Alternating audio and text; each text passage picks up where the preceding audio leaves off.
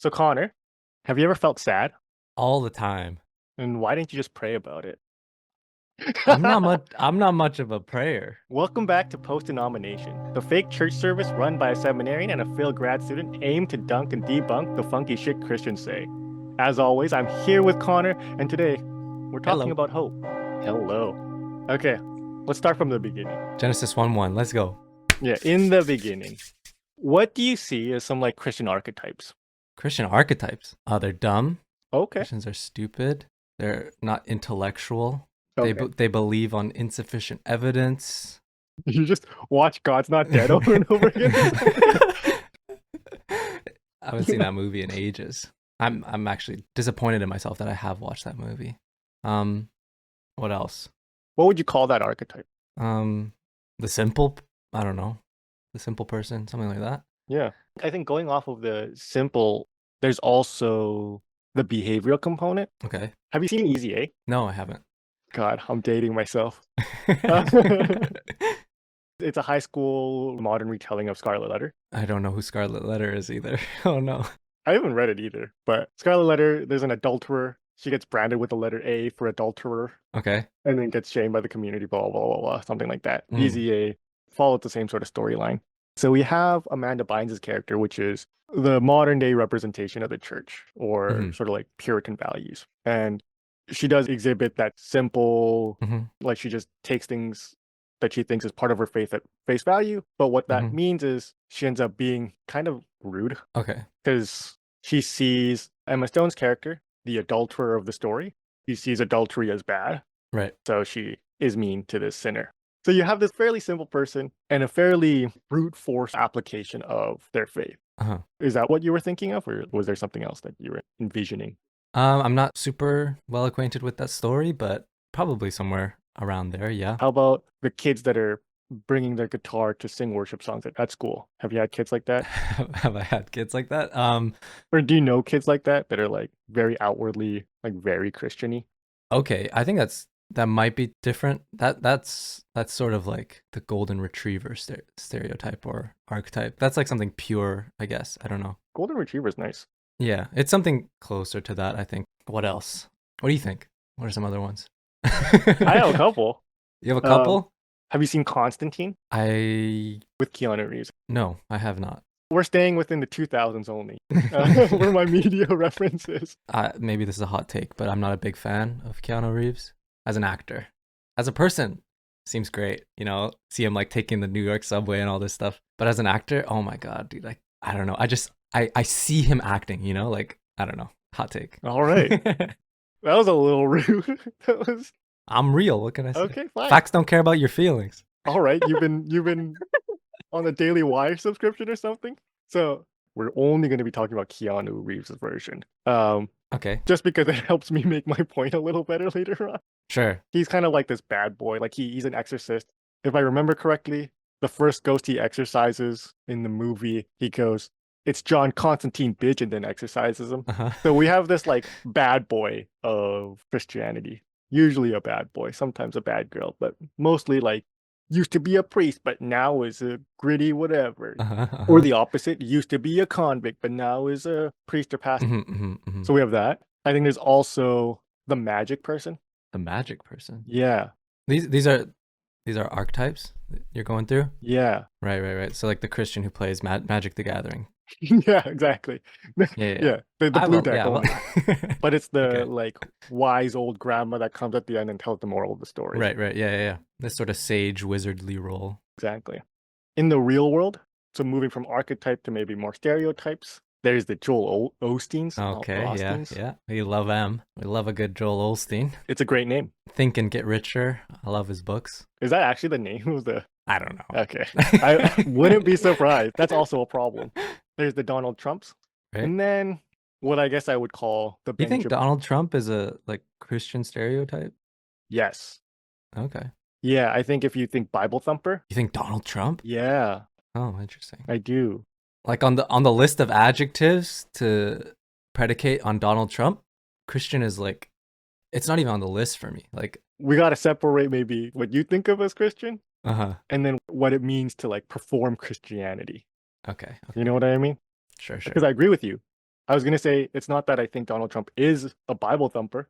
He doesn't even know which side is up, but he takes the sort of Christian nationalism to heart. Okay. So we have America as a Christian nation, and then also America as a white nation, and then whatever the blend of that is, I think is sort of what Donald Trump embodies. Right.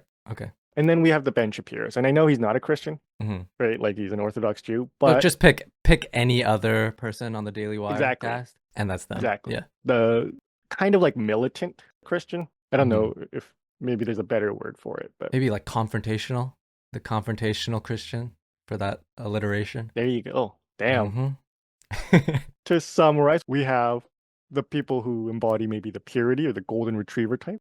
I think maybe I would call the sage person embodying like the value of peace. Okay. Joel Osteen would probably be the value of happiness. Right. Right. And then I think the Donald Trumps and the Ben Shapiro sort of go hand in hand a little bit, but I think they're trying to perform strength. Yeah. Yeah. That sounds about right. The only one that doesn't fit so nicely into those categories Mm-hmm. is the bad boy, so the Constantine. Okay. But again, there's a reason why I chose not the comic book character Constantine, because he's not really a Christian. Uh-huh. Like he deals with demons, but it's not this like heaven and hell of Christian theology. Okay. Okay.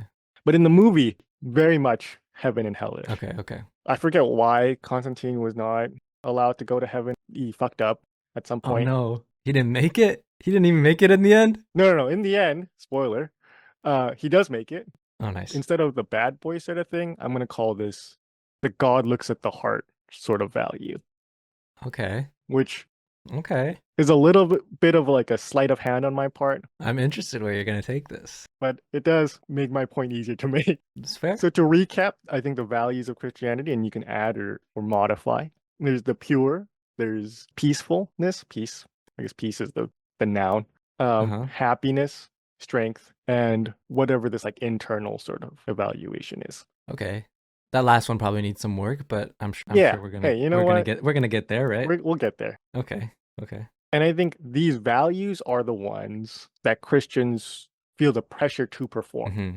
We didn't want love or charity in there, like the cardinal virtue, like the most important one. We're not including that. Do you see a pressure to perform charity?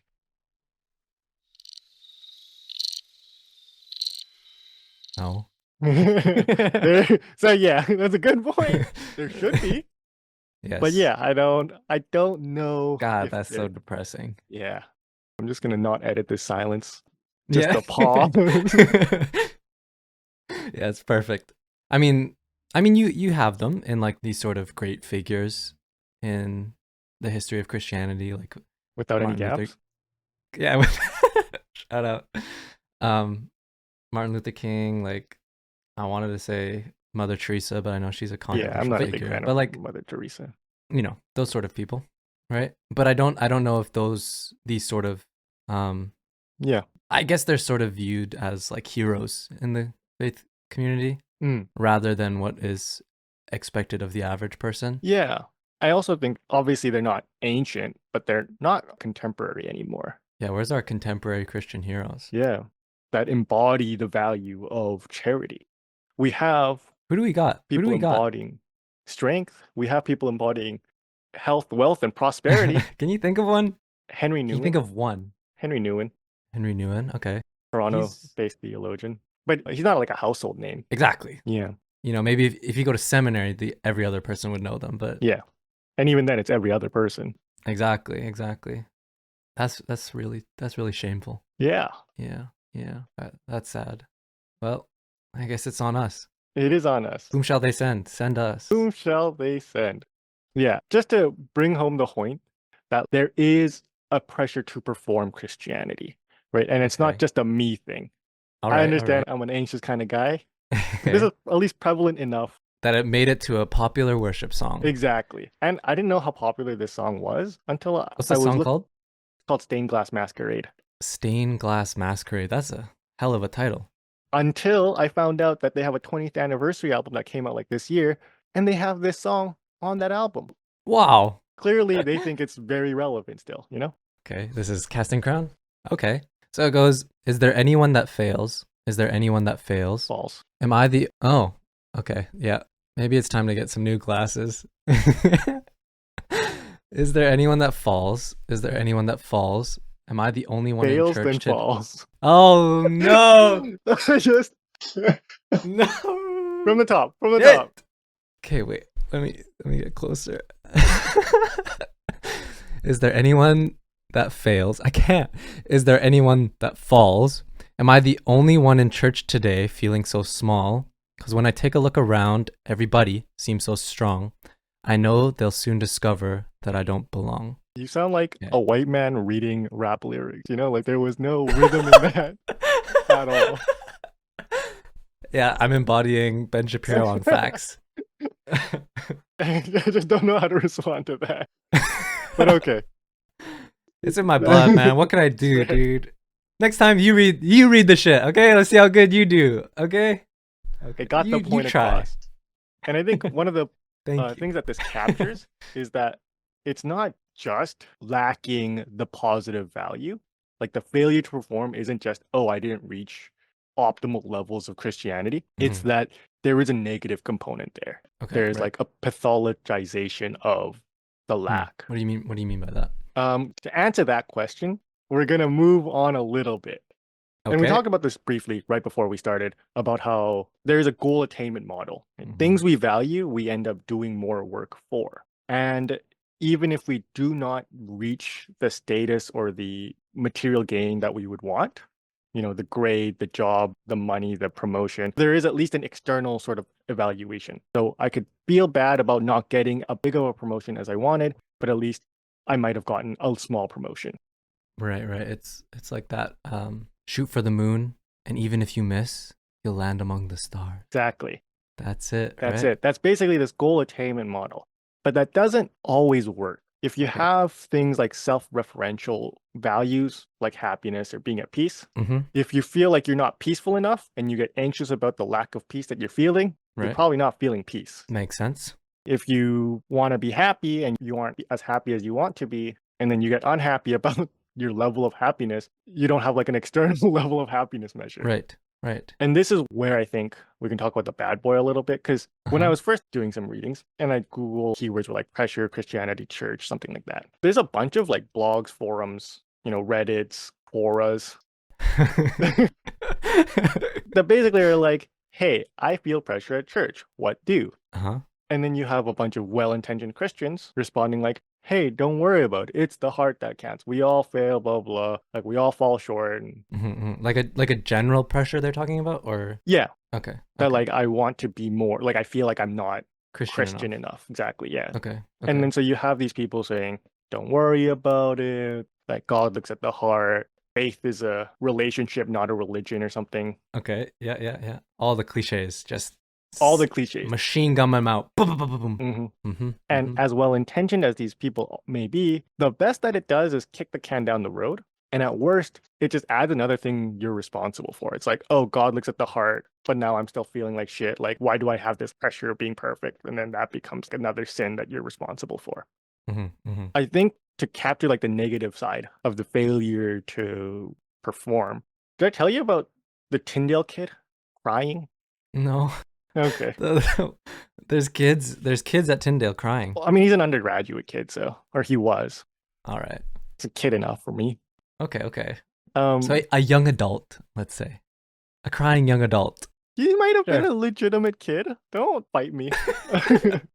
But so I was living on dorm and I'm going to the washroom. It's like 1 a.m. and the kids I'm thinking about, his dorm room is like right beside the washroom. So I have to pass it. And I hear him just like crying out to the Lord. Oh no. You know, like he is repenting very sincerely, but very depressedly. I hope for just everyone's sake that he didn't have a roommate, because some of these dorms were double bunk. Hopefully it was a solo bed, that one. Okay. And maybe this kid was a terrible kid and deserved to be crying about his sins at like 1 a.m. in the morning. But probably not. I don't know your view of sin. So maybe you think everyone should be crying like that every night. Probably not. That doesn't seem the most productive. No, right? Maybe like once in a while. Like every full moon or something, Exactly. A fortnight. A fortnight. Yeah. Yeah, that seems reasonable. But he was just bawling, and and I've done stuff like that for sure. I've prayed like that, I've repented like that. But it made me more aware of this thing that happened in Christianity. This thing that I used to see as very familiar became so strange to me. And I didn't know if that was a good thing. Before I used to be like, oh wow, what a faithful kid, what a penitent, I don't know. The adjective form, Oh, he's showing Yep. so much penance. Right. But now it's like, dude, I hope that kid is okay. Right. Like, it's a weird view of Christianity. I mean, maybe that's the clinician in you more than the Christian. That's true, maybe. It's like, shit, do I gotta call the non-emergency line? Like, damn. Maybe I have to call the emergency line. Maybe the emergency line, yeah. And so, like, that sort of keyed me into this idea that the inability to perform ends up pathologizing. Just to give a personal account, like when I went to Tyndale, I felt so Korean because for the first time I was like an actual minority. Yeah. And then secondly, I felt so not Christian. I was in seminary. They accepted me, like clearly I'm Christian enough, but man, did I feel not Christian. You have all these people talking about, their calling, their vision, some like, I don't know, God brought me here, blah, blah. I'm like, I applied and I got in and so I'm here, yeah. People seem to have this like direct access to God that I didn't. And I was like, maybe I'm not a true seminarian, Totally. So it's like, if I don't perform these values, maybe I'm not Christian. Or even worse, if I don't perform these values, like happiness, maybe I'm being ungrateful. Or if I can't perform peace, maybe I don't trust God. And so it's not just something is wrong with me biologically, psychologically, emotionally. It's like maybe something is wrong with me morally. Right. And it's not just to shit on the church. I think the church takes on a weird form of it. But this toxic positivity is everywhere. Christian culture is just a subculture within the dominant culture. Sure. Yeah. Right? It is not countercultural as much as cool, middle-aged white people usually want to say. That's not here. Not here, not in the West. Yeah. Not in North America. Like, No. It's not as powerful as it used to be, but it's still not countercultural in the sense that like it still shares the same values. Maybe with a Christian spin on them. And I don't want to sound like I hate positive thinking. I mean, I do. People who know me know that I have a bone to pick with happy people. Like, I don't like happy people. What a thing to dislike, Out of all the things in the world to dislike, people who put their milk first and then their cereal, like these are the things you should be disliking. But happy people, that's just unreasonable. You went too far on that one. I dislike happy people. Just full stop in the general, You can quote me on this. I'll admit that's my bias. That's where I'm coming from. But I think there is something to this criticism that I'm mounting against this like positivity in the church. Right. A part of it is that it's so pervasive. Despite me being anti-happiness or whatever, I still felt not Christian, in those moments. Despite me knowing better, despite me sort of having had my crises of faith prior to and like working out that, no, I am Christian, even though I don't express it in the same way. When I'm face to face with these people talking about like God's specific plan for them, I'm like, fuck, like I haven't talked to God like that. Or I haven't heard God speak to me like that, right? Yeah, so we've sort of got this problem of positivity. We know it's pervasive. We know that there's a pressure to perform. Sure. And we know that failure to meet that pressure might lead to feeling corrupt in some way or broken. Sounds about right. Yeah, it's not just a slip up. It's like, I'm a sinner. Or maybe not. Maybe not, I'm a sinner. Maybe like, I'm not recognizing my sin enough. Or like, yeah, I haven't actually thought. I haven't thought correctly about how I'm a sinner. Right. Like, it just gets meta. I'm conceptualizing some of the elements of faith wrongly, something like that. Yeah. And I think that's an artifact of this massive emphasis we put on orthodoxy. Okay. Interesting. Maybe I'm jumping ahead a little bit, but like, obviously, orthodoxy matters to a degree. It's by faith that we're saved, or by grace through faith. I got the Ephesians in me. Okay, it's in there. Let's go. And not by works. And so there's this real big push against works-based salvation ideas. that happened maybe in the post-war era, maybe in the interwar era. Mhm.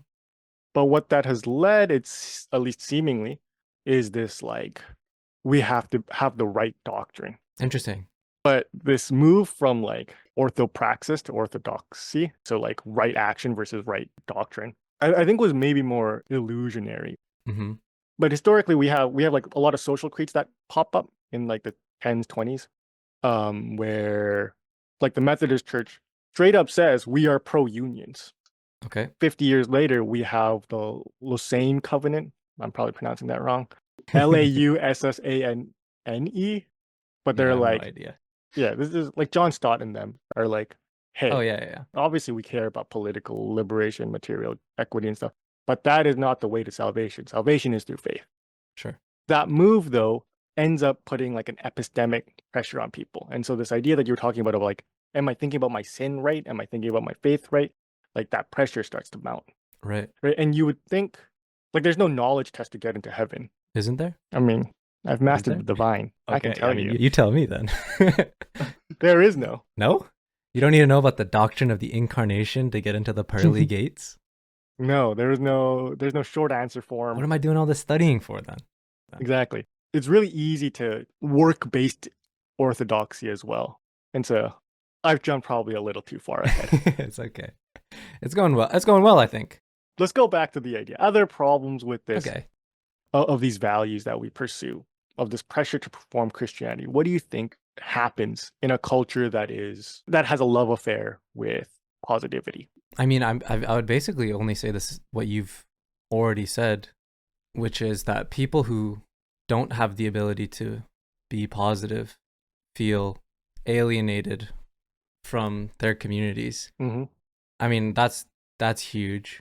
I mean, that's the first thing that comes to mind. Yeah. But that's sort of what you were driving home, right? That was sort of one of your main points, wasn't it? That was what you were sort of getting at with this feeling of not feeling Christian enough. Right. Right. If Christianity is about being joyful and being positive and having these moments of complete self-emptying and all this fun stuff, and I'm not participating in these, and I don't even feel maybe I don't even have the disposition to participate in these things, then what makes me a member of this community? Yeah. And so faith can become like quite exclusionary. Right. I mean, yeah, it seems to be a defining characteristic of in-group membership, I guess. But maybe not. I mean, you have your maybe it is the case for these, like, again, these mainline Protestant churches where they have, your good old 3-song introduction followed by the prayer, followed by the sermon, followed by the response song, followed by a prayer, followed by benediction. Like there is something that they're trying to elicit in the same way the Catholic Mass is trying to elicit a certain response, and they're categorically different, the types of responses that they're trying to draw from people. Right. If you've been or if you've been to a Catholic Mass, the like phenomenological experience that you get from just being there, just the experience of being in a Catholic Mass is so different from being in a average Protestant church. Yes. Yeah. Like, I think the Catholic Mass is, I mean, until you get to the Eucharist, it's almost as if you're a spectator observing something sacred. While in the Protestant services, I think there is more emphasis on some sort of reciprocation. Right. Some sort of, okay, we're all sort of making the surface happen together. Which, I don't know, maybe I'm mischaracterizing the Catholic Mass a bit, because it sounds like I'm not saying that there's anything reciprocal happening. And in fact, there's really good reciprocation that happens. And with your spirit Catholic also. Mass, and with your spirit also, yeah. And shake your neighbor's hand or whatever and all this stuff. And all rising at the same time and all sitting at the same time and all genuflecting at the same time and all this good stuff, right? So maybe I am mischaracterizing the distinction a little bit, but there is a difference, even if I'm not sort of parsing out that difference well. And maybe that difference gets at sort of one of the problems that we're trying to attack here, which is there seems to be an element of performance in the Protestant service that isn't as much present in these other Christian services. Like you could sit in a Catholic Mass in the back pew and sort of just there. You're like having a midlife crisis. You were a Catholic as a kid, and now you're kind of going through it, and you're like, maybe this God thing isn't so absurd as I originally thought it was. And I don't get the impression, or I mean, I guess I have personal experience on going to both, but I don't get the impression that you would feel as excluded as you would if you did the same, if you sat in the back pew of a Protestant service, or not even a pew, a little chair that the kids set up, right? No kids. It was all me at our church. It was literally single-handedly me for way too long. Yeah. So I don't know exactly where I was going with that, but I think what do you know who Durkheim is? Emil Durkheim? Yeah. The sociologist. Isn't he like the father of sociology? One of the fathers. He has a text called Suicide, which talks about suicide. No kidding. Yeah, no, who would have thought? But he talks about with the Catholic Church, you see ego suicide, I think is what he called it, or maybe an altruistic suicide, where the ego dies because it's too structured. Okay. And then with Protestants, he sees anomic Right. death or suicide, where the lack of structure leads to not knowing who you are and then not having a place to belong. But I think what we were getting at, what you were getting at about like, am I pursuing these things the right way, or am I conceptualizing my faith the right way, is part of that anomie or the strain.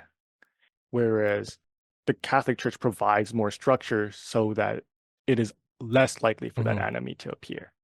What you were talking about with how at the beginning of our discussion here, or the section of the discussion, you're talking about how an emphasis on positivity precludes people who don't have that sense of positivity from the service. Right.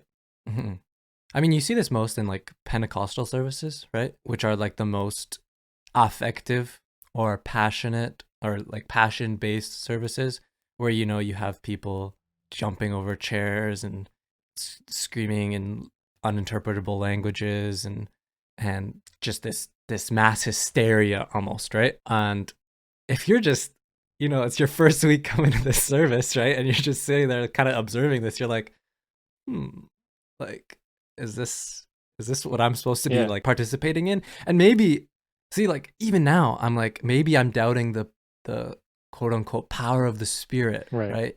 And that, if I actually believe that the Spirit had the power to do these things, then it wouldn't be awkward for that person to be sitting at the back pew because they would be drawn forward by the Spirit, and then they would start speaking in tongues and all this stuff, right? So even now, even during this conversation, you can sort of see in action, in utero, but in vivo, yeah. Yeah, in vivo, the sort of problem that we're trying to draw out. Yeah, and I think our difficulty in drawing out this problem comes from the fact that we're still struggling with this problem. Yeah. Like, we're not outside of it. Yeah. Like, I'm Christian, trying to figure out what Christianity means, and then does it mean, and then now it's like, oh, but what if I'm wrong, and then I am not Christian then, like, what does that mean for my salvation? Exactly. Does Jesus love me still? Yeah. Like, what's going on? And positivity obviously is easier to hold on to than like negativity. Yeah. But what happens is we start becoming a little bit more avoidant of the negative. Maybe people will be like, oh, negativity, like sadness, whatever, those are parts of life. But like sin doesn't have to be. But I don't know if I agree with those people. Because I think even in the case of like the Tyndale crying repentance kid, he probably sinned, done something that he's repenting for. I hope there's something more tangible than I'm not Christian. Yeah. And it's not like I want to downplay the cost of sin, but sin is a part of life as is. Maybe not individual sin. Maybe theoretically, someone could live a sinless life. Ooh. Maybe. But I think especially if you understand the corporate side of sin, you can't avoid sin. Right. Like, I'm afraid of heights. I'm not going to go to tall towers and like dangle off their balconies ever. That's never going to happen. I can avoid heights pretty easily. Sure thing. Yeah. So it becomes like an actual coping mechanism to my fear, like a successful coping mechanism. With sin, the church can't just avoid it. Sure. They are part of a society that is very sinful. And to sort of like close our eyes, not only closes the door on people who don't feel the same sort of like passion, but it closes the doors on people that don't fit in with our conceptualization of sinlessness. What? Sorry, can you go over what the church is closing their eyes to? What what aspect of sin? I think it's very existence. Okay. Yeah, I mean, So you think that the this sort of happy or joyful disposition only exists because of choosing not to look at sin? Something like that? yeah, I think this comes to the already but not yet idea. Connor, do you want to explain that? You're probably better at explaining this idea than I am, honestly. I don't think I am. You're the one who did the research for this episode. It's some weird language. It's just a little obscure what that means. One sort of reformulation that I was thinking of for this already but not yet idea in Christian doctrine is I was thinking of calling it paradise begun, which is, I Oh, think, a little bit easier to understand. And basically, it's just this idea that Christians make all these crazy claims about history, that the most important historical events have already happened. God has entered into history. He's become a man. He's done all these crazy spiritual works. He's died for your sins. He's risen from the dead. He's inaugurated a church, and the world still looks the way it looks. yeah. There's still World War One. There's still World War Two. There's still all this crazy shit that's happening, and it's like, did God really enter history? Like, what is up with this, right? Right. And so the Christian idea is that paradise has begun, but it hasn't been finalized. So heaven is coming down to meet earth. Another misconception that a lot of people have. We can get into it later. Maybe we can get into that could be that's a whole other episode about heaven and hell and eschatology and all this stuff. Actually, this is eschatology right now, but anyways. So paradise begun, all this amazing historical work of God in human history has begun, but it hasn't been finished. Is basically the idea of the already but not yet. So we're living in this middle place, this awkward place where God has acted within history, but his action is not complete. Or maybe better put, the action is contingent on our action. Yeah. And so history comes to completion in human action, I guess. And so we're called to bring history to completion. I think I sort of got the main points there. Like, that's what I mean, though, when I say the church, when they deal with positivity too much, they start to focus too much on the already part of the already not yet. And if you think it is finished, like all of it, then there is no sin. Right. And so if you have a world conceptualized by that notion of the already, then I think not only do you remove space for specific people that fall outside of a sinless, pure Christian, quote unquote, embodiment. So we're talking about people who are marginalized by the church. It not only precludes their acceptance into the church, but it also precludes parts of us. Interesting.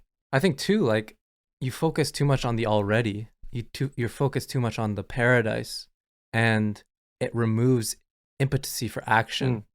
I mean, if we're already in this perfect utopian state, then what does my charity matter? Yeah.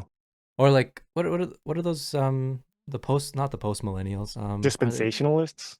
Oh, yeah, fuck those guys. But they're a perfect example, right? They're a perfect example of a Christian group that has focused way too much on the already, and because of that, they think that there is no reason to do that. They have no work to complete or nothing to aim towards. Right. And I think that shows in the exclusion of others. So it's not we have to go reach, quote unquote, these sinners, which is, not the best approach to take, but it can become we have to make sure we don't stand with these sinners. Yes. Right? And so, I get it. There's some Bible verses these people can pull up on. I'm sure we've all heard a sermon on Psalms 1:1. I don't know if I have. Have you not? I definitely what's have. Psalms 1:1? It's like, don't stand in the fucking community of mockers, sinners. Don't stand with sinners. Blessed is the man who walks not in the counsel of the wicked, nor stands in the way of sinners, nor sits in the seat of scoffers, but his delight is in the law of the Lord, and on his law he meditates day and night. Yeah. That one? Yeah, I had that. Yeah, you memorized, definitely did, actually. open up a Bible there. There's also Paul writes about this in 1 Corinthians. But now I have written unto you not to keep company, if any man that is called a brother be a fornicator, or covetous, or an idolater, or a okay. railer, or a drunkard, or an extortioner, with such one. This is a weird version. Why am I reading the King James Version? Let me restart. But now I'm writing to you that you must not associate with anyone who claims to be a brother or sister, but is sexually immoral or greedy, an idolater, a slanderer, a drunkard, or a swindler. Do not even eat with such people. Yeah. I was wondering, like, what's he got against railers? Like, they're just railing. They're just trying to make ends meet. Yeah, for sure. Yeah, so you can pull on those. And I think to be able to make the dispensationalist point, or like the don't engage point, it would have to be very decontextualized. But you see these ideas throughout the Western Church, at least in the Coquitlam area and or the Toronto area. Okay. Do you want to be real specific? Yeah, then you can't fact check me. Yeah. But like I was saying, it's not just the exclusion of others, it starts to cut out parts of yourself. So this is my mental health professional speaking, but what avoidance does is, like, I'm scared of heights, like I said. What that does is it makes me avoid heights. Sure. But not only does it make me avoid heights, now going close to heights starts to become anxiety provoking. And then the more I avoid that, the next sort of closest trigger starts to become the object of anxiety. Right. So like the opposite of these exposure therapy programs. Right. And so what can happen, and I think what does happen in our church, is that we start avoiding all of these things that we see as sinful. We don't want to stand with these sinners. We don't want to eat with these railers. And so now anything that's associated with railers becomes taboo. Anything that gets associated with sinners becomes taboo. Wow. And that's so good. The thing that for me captures this idea the most is Christians and rap music. And I know there's Christian rap. I know Lecrae is a thing. Yeah, don't sleep on my boy Lecrae, He's a Grammy Award winner, I think. Grammy Award winning artist. Okay. But even to this day, if you Google Christians and rap music, there's like, can you listen to rap music? Right. And like, I grew up pretty poor in an immigrant family and my parents got divorced. I was an angry child. I mean, mostly I was sad, but like being a dude, that gets translated to anger. Mm-hmm. And the music that I would argue saved my life was rap music. Rap music didn't even ask why I was angry. It was just like, yeah, fuck the world. Ready to Die is such a phenomenal album by Biggie Smalls. Juicy starts with fuck all y'all hoes. And then the last track of the album, Suicidal Thoughts, goes, when I die, fuck it, I want to go to hell. You have the whole breadth of fuck the world. You have fuck the world, I'm going to show them I'm better than they think I am. And then fuck the world, I am sad, actually. And like growing up in a community or in a culture that seems to shit on this music that I so related to was bad. Like, that's not a very Christianly thing. But I'm like, okay, if it's not a very Christianly thing and it saved my life, what does that say about me? Right. So that's sort of what I mean when I say it starts to eat away at parts of ourselves. And this idea of like future orientation, this too future oriented Christianity, is what Vincent Lloyd calls enchantment. Okay. When we're enchanted with the future, we don't have the tools to engage with the tragedies or the realities of today. Right. And so all that we can do is push it away. Suppress it in some way. Exactly. And an example of this is my church didn't know what to do when my parents got divorced, but some fuckwits had some shit to say when my mom got remarried. Right. Yeah. I mean, another example of this like inability to engage, when I was like 21 or something, I was working at a halfway house and one of the residents overdosed. I was the first on scene. He was unconscious and unresponsive, so I performed CPR. He didn't make it. I went to church literally 4 hours later because it was an overnight shift, told the people around me, and no one brought it up ever. No one shot me a text throughout the week like, hey, you okay, dude? Because no one knew how to fucking talk about that shit. The only people that knew how to talk about it were the people at the house, so like the other residents and like my colleagues. But this middle-class church that we went to was like, fuck, I don't know what to do about that situation. It's uncomfortable.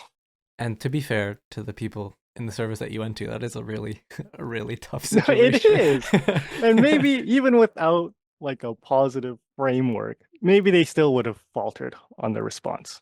Right, right.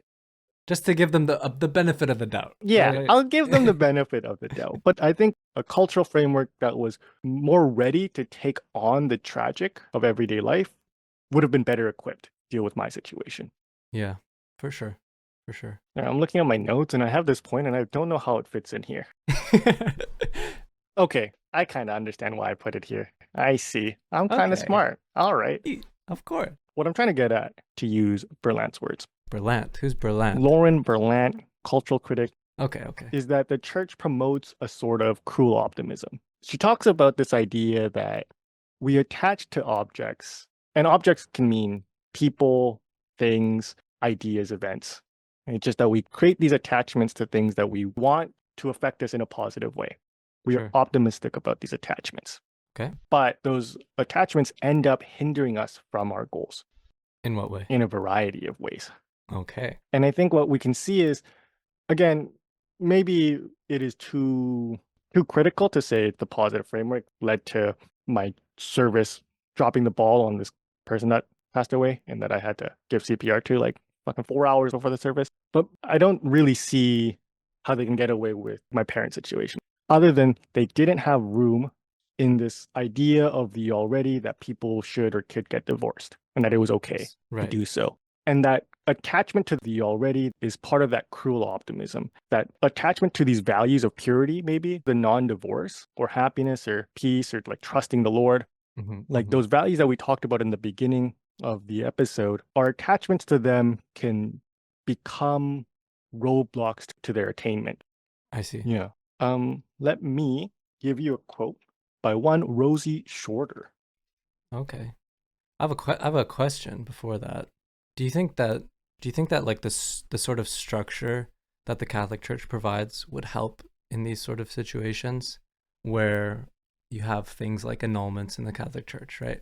Where there's these set procedures. You have this semi-permeable but strict in-group membership. Yeah. And once you step outside of it, there's also strictly defined ways of re-entering the group. So like adultery steps you outside and then you get divorced and then, okay, now we have these procedures for how to reincorporate you into the group.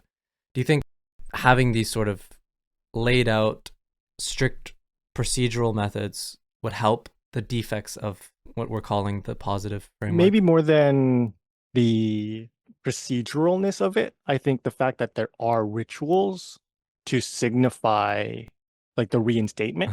Because obviously we don't want to throw off the values of the community. Right. Like we don't want to say that like we don't want to say loving's not important, right? Right.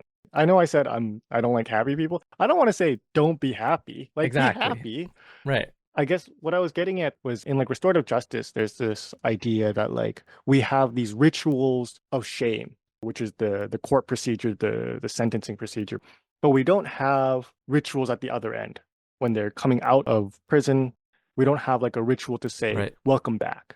And I think having those would probably help. Be like, hey, this is the end of the punishment that we all agreed to. Like there's so many caveats that I kind of want to put, but we won't go there. Yeah. So you think it would be helpful in some sense? Right. I do. Maybe not in a strict, written down, stratified procedural sense, but having some sort of reintroduction rituals.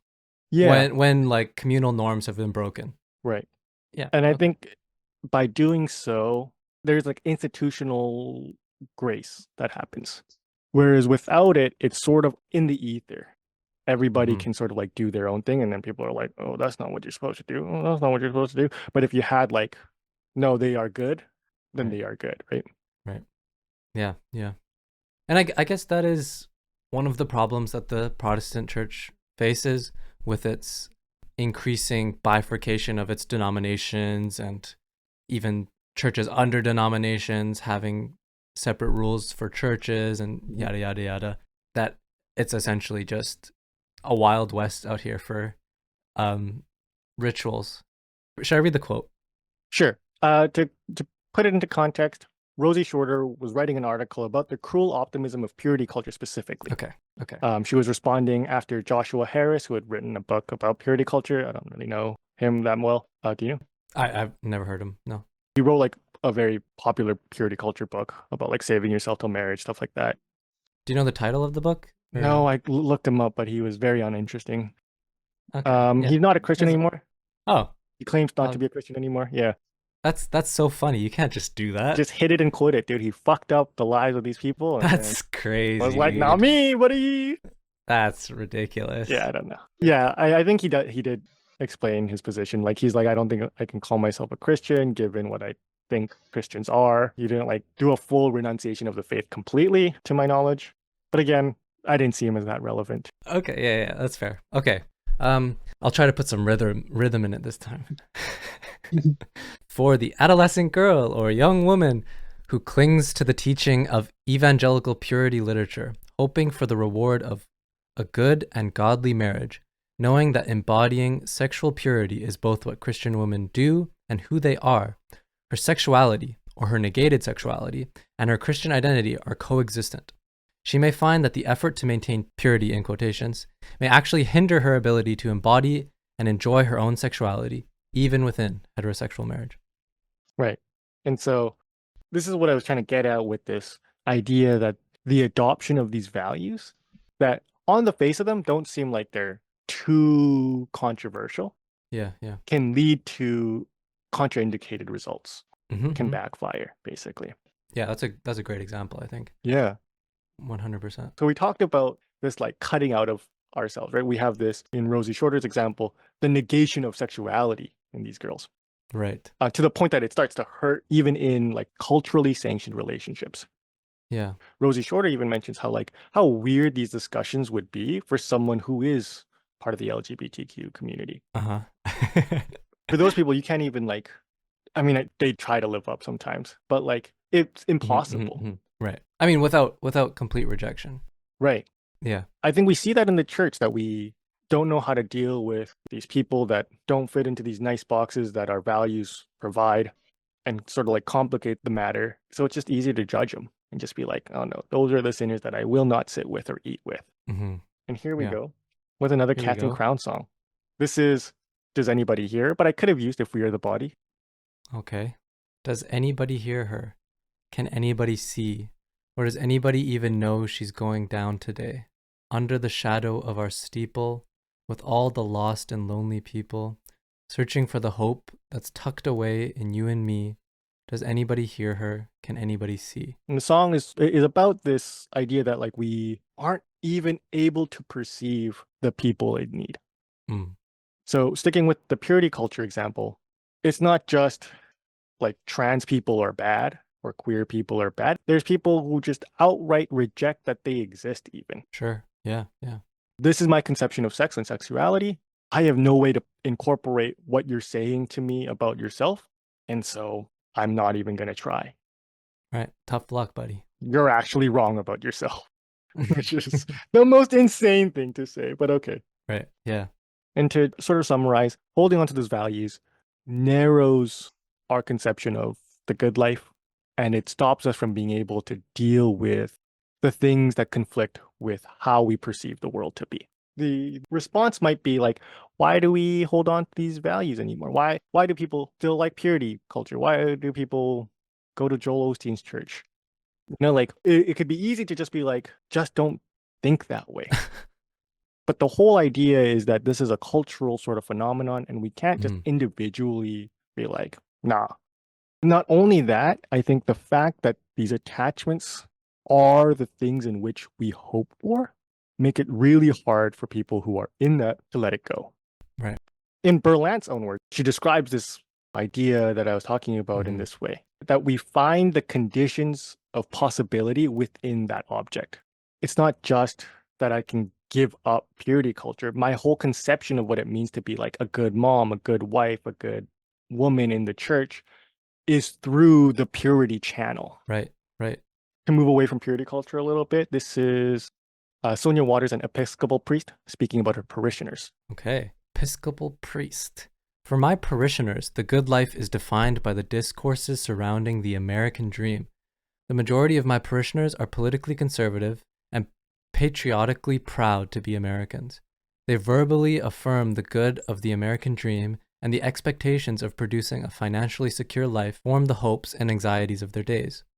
The American dream further offers a constellation of ideals that holds in an effective charge for my parishioners. The good life is promised to individuals who are self-sufficient and independent. Hard work will be rewarded with peaceful financial and personal security. She talks about this throughout this article, that like this hard work, individualistic, I was going to say aesthetic, but maybe it's not an aesthetic. I don't know. This American dream is what's breaking them down. They work hard and they come home and they don't have savings because they're in a poor community. It's like Right. the American dream is unattainable now for these people. Mm-hmm.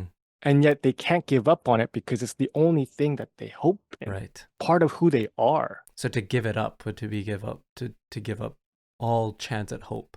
Yeah. Or hope as So we even know. it lies beyond, it's unattainable. Right. Okay. Berlant describes the process of cruel optimism as the attrition of the very thriving that is supposed to be made possible in the work of the attachment. Okay. The thing that we hope for starts to die slowly because of the thing that we think is going to give us that thing. Mm-hmm. It's a lot of things in there, but so many things. And it sucks because the church is kind of our last third space. Right. Yeah. Like the church is arguably the best position to address the needs that are leading us to these cruelly optimistic attachments. And yet they are also the institutions that uphold them. Right. Mm-hmm. And so what are we to do is now the final question of the day. I guess we just got to pray about it a little bit more. We got to pray about it. We got to have a little bit more faith. Yeah. Oh, ye of little faith. See, dude, if we had the faith of a mustard seed, just a little mustard seed, we could move mountains. We would be moving mountains. We wouldn't even have this podcast because we wouldn't care.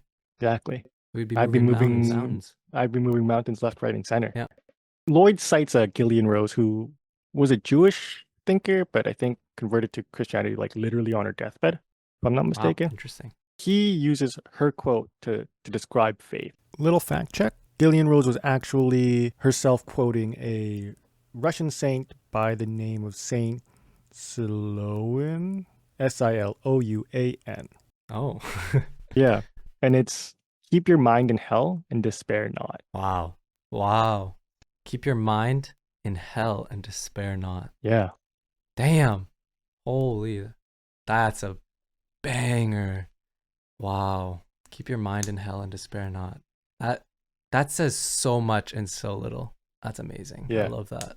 We have to try to carve out space where we can think about the hellish nature of our world. And yet not despair.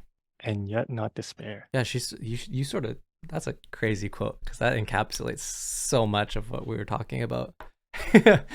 I know. I read it and I was like, fuck, why am I writing all of this when she in like she said it in 6 words? Exactly. Like, damn. Fuck. Jeez. Yeah. And to carve out that space for the hellish thinking is what we talked about earlier, that we have to, without losing the already, we have to hold the not yet. And me being a Marxist, obviously I'm going to quote a liberation theologian here. Oh, yeah. When the already of the kingdom in the system has overcome the not yet of the future, hope is ideologized. To catechize or evangelize the poor is to teach them resignation. My boy Enrique Dussel, I don't know how to pronounce any of these names, I'm realizing. He says that if we do not understand the future component of the already, so if we forget about the not yet, that it is still to come, that there is still something to come, we fetishize the present and fall into idolatry. Right. Yeah. To go back to the quote that I sent you, though, I think it captures not only the exclusion of people, but then it sort of makes it their fault for being excluded. For sure, yeah. Specifically, Enrique Dussel, talking about poor people or the marginalized, to be like, hey, God has already won. You shouldn't be sad, is to tell them to resign who they are or their experiences. 100%. But maybe there was a time when Christians were too focused with worldly ideas, with the material conditions. I can't see that being a possibility, but maybe there was a need for the Lucerne covenant. Right. Even if that was the case, I think we swung way too far into the other direction. 100%. And this is going to sound like a repeat of the last time. One of the reasons I think that happened is because Christians could, meaning we are so fucking middle class that we can imagine an already. Yeah, yeah. I mean, part of what we make in these middle class societies, or these middle class like substructures of societies, is part of the idealized society, right? So yeah, partly it's true, right? For these people, yeah. For these people, it's just that it comes at the exclusion of others. Yeah, right. Like the people who talk shit about my parents' marriage probably had at least a marginally more functional marriage. They have some version of the already, right? And they can ignore whatever version of the not yet that they have. Or they're given the means to do so. Yeah. And I tried to not be so Marxist. But like, I just couldn't. I tried not to be a class reductionist. Hey, you tried your best. It was good. I appreciate the effort. It's hard, especially when the concept of cruel optimism is sort of a critique of late stage capitalism. Yeah. Yeah. I tried. That's all I can say. I tried. Is there even any need for the attempt? I don't think so. Maybe people are going to just be like, oh, this motherfucker is just going to say we're too rich. We got to give away our money. And you do. Like we do. Yeah, who would have thought you had to give away your money? Who would have thought I would end up extolling the virtue of charity over happiness? Yeah, who would have thought? Yeah. When did faith become a communal thing and not a me thing? You know? I thought faith was between me and God. What's with all this? I have to give money to other people now? And I have to care about what they feel? And people in like foreign nations? Oh my God. And those people that come to our nation? They're like stinky. I know. Ugh. They take off their shoes when they go in their house. That's ridiculous. They're disgusting. Bare feet on the floor? Ooh. And I think, I do think this like middle class impulse to value, our own discomfort over like actual suffering need to be addressed. And I really do think the only way that we can do that is actually stop being so fucking middle class. Do you think there is a worry of misinterpreting what you just said in something like middle class people don't have problems? No. I mean, if you think that way, that's a middle class fucking problem. Okay. I mean, there's the answer to that. No. Okay. That's not true. Obviously, middle class people have problems. Like I'm saying, like to go back to the Tyndale kid crying. Clearly Tyndale had problems. Kid crying was probably middle class. Yeah. Right. And so we don't want to say that his sort of crying out to God is unjustified, that he should be focusing on. I mean, maybe it is. Maybe it is. But probably not the best orientation to life to be going around thinking that all these people crying out to God, or just crying in general, actually, are just full of themselves. Yeah, they're just full of shit. No, of course not. Yeah. And it's not like you have to be impoverished either. No.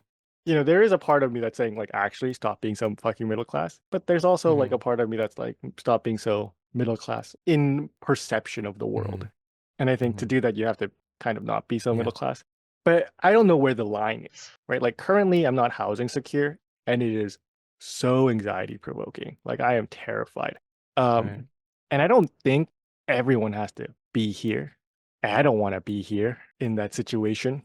Or like, I don't think people have to worry about their food necessarily every day. I don't know. Like there is some comforts that we should have. Amen. Maybe. I mean, Jesus was like, people who follow me won't have a place to lay their head. So I don't know. Maybe I'm too fucking middle class right now. Yo. But maybe. All I'm saying right now, I'm going to make the weak claim that like there's probably just a little more discomfort that we can afford that will help us orient better. Essentially the same conclusion as the last week. We gotta become black. We gotta be black. Right. And that sounds so bad out of context. It does. So you gotta understand episode 1 for this one, I guess. But I do feel like maybe if we do continue with this project that like I'm gonna end up like our youth pastor who basically spoke on missions every week. I'm just gonna be talking about becoming poor, becoming black every week. Which wouldn't be too bad. I mean, it could be worse. It could be worse.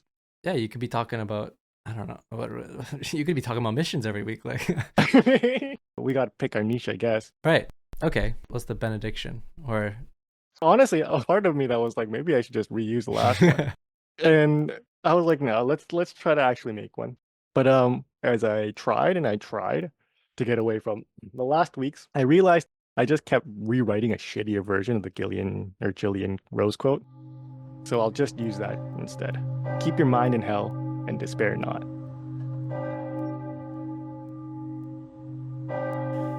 Okay, time for announcements. Remember to check the reading list for more information. If you need help accessing that material, hit us up at postdenomination@gmail.com. To newcomers, we meet every other Friday on Amazon, Apple, YouTube, Spotify at 6 p.m. Mountain Standard Time.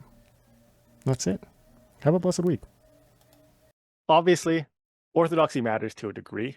Like, Trump is not a Christian. There's no way anyone in the world, boo boo boo boo. there is no way someone could convince me